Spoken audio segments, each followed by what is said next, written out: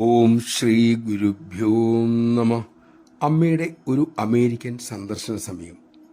Road മാർഗം മക്കൊരുമിച്ചുള്ള യാത്ര. വൈകുന്നേരങ്ങളിൽ വണ്ടി നിർത്തി അമ്മ തൃക്കയ്യാലെ മക്കൾക്ക് ചായയിലും കഴിക്കാനും നൽകും. ചിലപ്പോൾ സംസാരിക്കും. അത്തരമൊരു അവസരത്തിൽ അമ്മ ഭക്തിയെക്കുറിച്ച് മക്കളോട് തിരക്കി. ഗോപികമാരുടെ ഭക്തിയെക്കുറിച്ച് പലരും പറഞ്ഞു. ഗോപികളുടെ മഹത്വം അമ്മയും പ്രകീർത്തിച്ചു. ഗോപികളുടെ മുന്നിലും മനസ്സിലും കൃഷ്ണനല്ലാതെ മറ്റാരുമില്ലായിരുന്നു എന്നമ്മ സൂചിപ്പിച്ചു.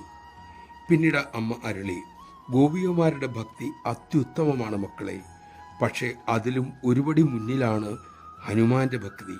കാരണം അത് ജ്ഞാനത്തിൽ ഉറച്ചതാണ്.